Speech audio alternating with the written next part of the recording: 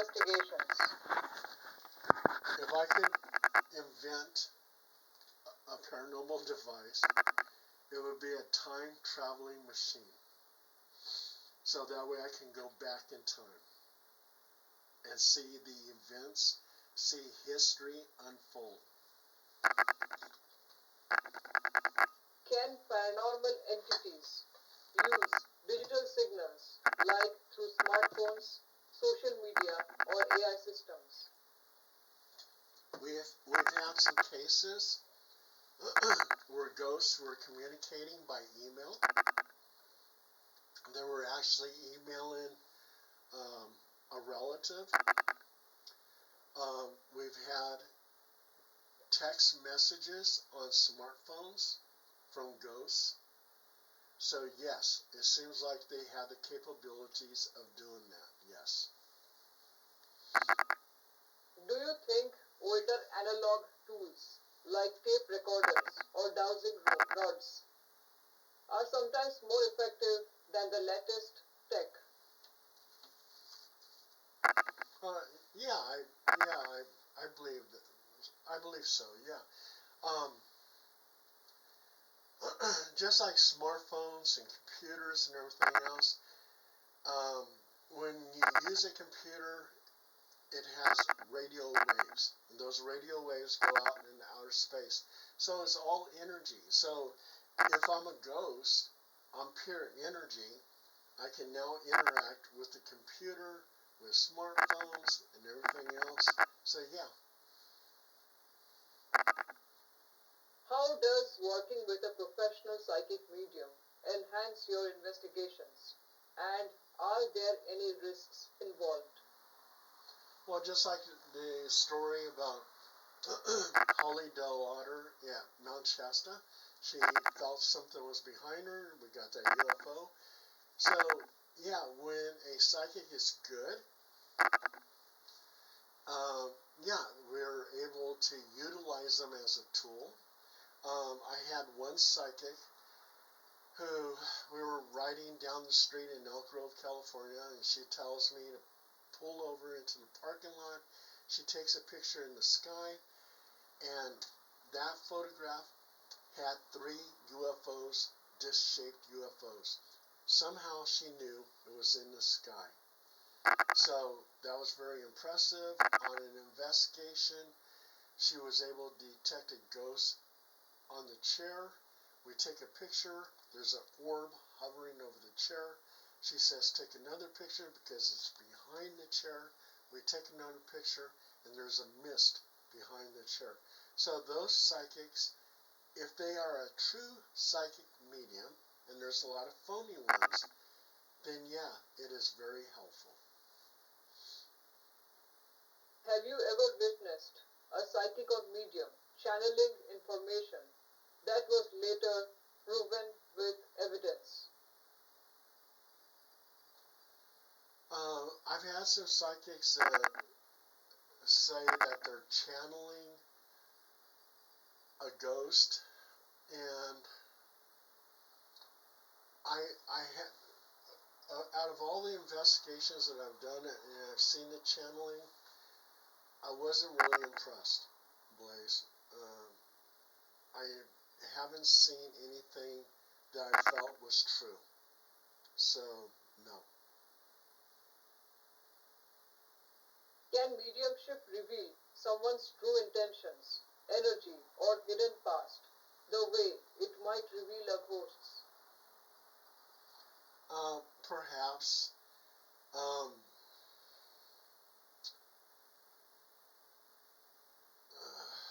I I haven't seen that type of power displayed where I can sit here and be excited about it. I just haven't seen it. The the psychic mediums that I told you about, the ones that I was impressed was with the UFO behind her, the ghost on the chair, the 3 UFOs in the sky. That's about it. I haven't seen anything else that I would be impressed with. Is it possible to detect whether a living person is being followed by an entity using devices or psychic impressions. Um, I mean, my good psychics, they say, okay, there's a ghost here or a ghost there. It's up to the investigators to prove that there's a ghost there. I've only, I've had a lot of psychics on my team, um, and I would say only 3 people of all the psychics that I've ever had. I've had maybe over 40 psychics that I worked with. Only 3 I would say were really good, that were true. And so that's, According to you, can we know if a living person is being observed or followed by an entity using any kind of device or anything else? Like suppose if I am followed by a ghost or not. only if you can get an EVP around that person, electronic voice phenomenon. I mean, if things light up, you know, with a machine or something, it doesn't say nothing. I need other proof. I need some kind of photograph of a ghost next to the person or something, or I need an EVP. Those 2 things. So videos can't capture ghosts, according to you. The camera can sometimes pick up a full body apparition, like this one house where I took a photo, and you can see a ghost with a cowboy hat on, and he's riding a horse. Well, that picture in itself was so impressive, it was on My Ghost Story on the Travel Channel. It was shown on TV. So that was very impressive. If you can get stuff like that, then you got something. If you just get just an orb, that ain't nothing. You need to have something like a full body apparition. Do spirits respond differently depending on the investigator's emotional or mental state during the session? I mean, ghosts used to be humans. So if they were angry as a human, they're going to be angry as a ghost. If they were happy as a human, they're going to be happy as a ghost. Whatever emotions that they had as living human beings is the emotions that they have as a spirit. I'm talking about the investigator's emotional or mental state during the session. So will the spirits respond according to that? Like investigator might be angry, sad, or having fear or excitement. Yeah, they um, they they feed off emotions. So some entities, uh, if you are angry all the time, especially demonic, they feed off the emotions. They feed off. That's their food, energy. So uh, if you have positive energy and the ghost is good, it's going to feed off your positive energy. If it's negative energy and it's maybe demonic, it's going to feed off that. So yes, they do feed off your emotions and everything else because energy is their food. So during investigations, if you have ever been scared of something, then would they attack you or something like that? Say that one again. Suppose you were investigating a case and you were very fearful and you were having such kind of emotions. You were scared or something and there was an entity nearby. Yeah, Will they yeah, attack you? okay, yeah. I mean, if you're a ghost hunter and you have fear, you might as well not be a ghost hunter because, yeah, they're going to feed off of that. So, yeah, I mean, I don't want ghost hunters who are scared. They have to be brave. If you see a ghost, you're not going to run out the door. You're going to take pictures of the ghost. You're going to try to communicate with the ghost. You're going to try to find out why it's here, who this ghost is. That's what you're going to try to find out. But it running out the door, that's not good. Okay, so yeah, ghosts or demons or whatever is going to feed off your emotions. If you're scared, that's energy that they can eat up. Yeah, definitely. Can some people naturally act as conduits for paranormal energy without knowing it? Yeah, some people who uh, feel that they're conduits um, do pick up on the energy of ghosts, feel like they bond with the ghosts, communicate with the ghosts. Yeah, I mean, so they say. Uh, I'm kind of iffy on that. Uh, I never really seen it for real, so I'm not a true believer of that. So no. Do you believe we will ever reach a point where the paranormal is embraced as a legitimate field of science? Uh, I don't see it in the future. Um, even with EVPs and everything else, scientists who actually analyze it really don't believe it. So I don't ever see scientists agreeing with us that the paranormal exists unless they have their own paranormal experience. So yeah, I don't ever see it. I see it always going to be a pseudo-science and not a science.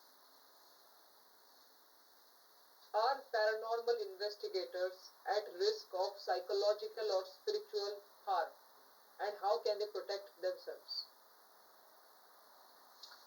Well, I definitely believe that angels exist on the world and they watch over us and they try to help us. So if you have that in mind, that angels will assist you and you can pray and call upon angels to help you, then um, you're pretty well protected. But if you're playing around with Ouija boards and you're calling on ghosts, calling on demons and stuff like that, you're not protected. Uh, Leave that kind of stuff alone and always have in mind that there's an angel trying to help you and call upon the angel. Always call upon the angels to protect you, your body, your spirit, your mind. What's the one thing you wish everyone understood about paranormal phenomena? Something often overlooked or misunderstood.